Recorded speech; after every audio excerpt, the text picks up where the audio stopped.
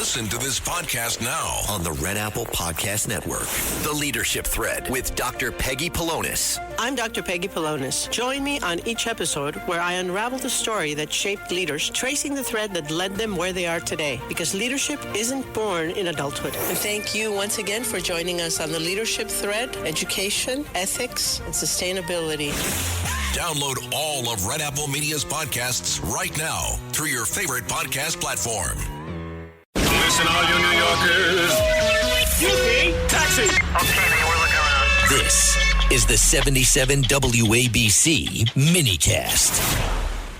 Well, the FBI's New York office, James Barnacle, came out and he spoke about these two guys, an 18 and a 19-year-old who were inspired by ISIS. And he talked about just how deep that inspiration was. My name is James Barnacle. I'm the Assistant Director in charge of the FBI's New York Field Office. Today, alongside our partners in the New York City Police Department and the Southern District of New York, our office has announced federal terrorism charges against Amir Balat and Ibrahim Kayumi. On Saturday, March 7th, these two individuals allegedly threw one suspicious device and attempted to throw another during a protest outside Gracie Mansion. As the commissioner noted, if it weren't for the bravery of two New York's finest, we could have had a much more tragic incident. Yesterday, on Sunday, March 8th, a third device was recovered from a vehicle on East End Avenue. Upon careful analysis by NYPD bomb techs and FBI special agent bomb technicians, it was determined these items were improvised explosive devices, IEDs, designed to inflict serious injury and death to those in the vicinity of the intended blast zone.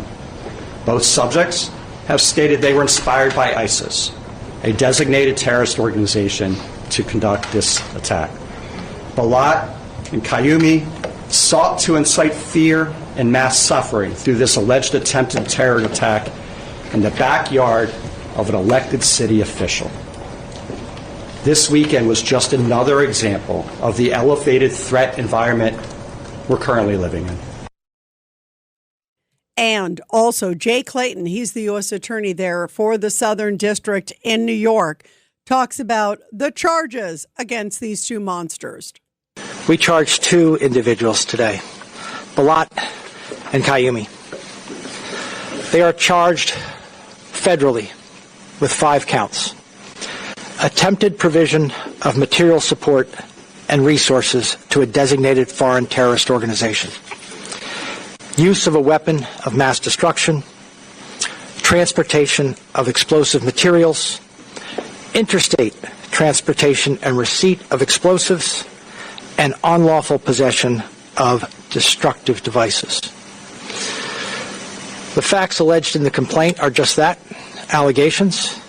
In our great system of justice, they must be proven, and the defendants have the presumption of innocence.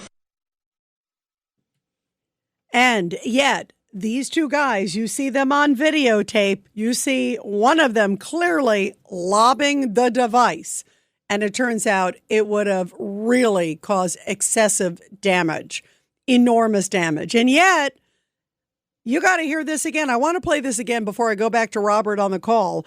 New York City Mayor Zohran Mamdani went after the white supremacists. First, it was a group of, anti-Muslim white supremacists.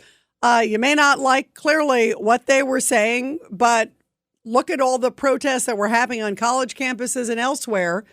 They were protesting, and then these guys showed up and started throwing these bombs at them. But certainly not only could they have hurt them, but they could have hurt law enforcement. They could have hurt so many people.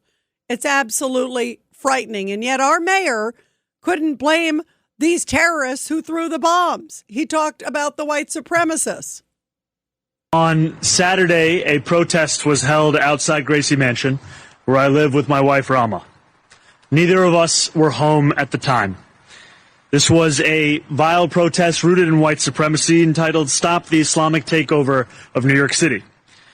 I'm the first Muslim mayor of our city. Anti-Muslim bigotry is nothing new to me, nor is it anything new for the 1 million or so Muslim New Yorkers who know this city as our home. I find that statement so shocking, so reprehensible. when we know the facts, and he knew the facts.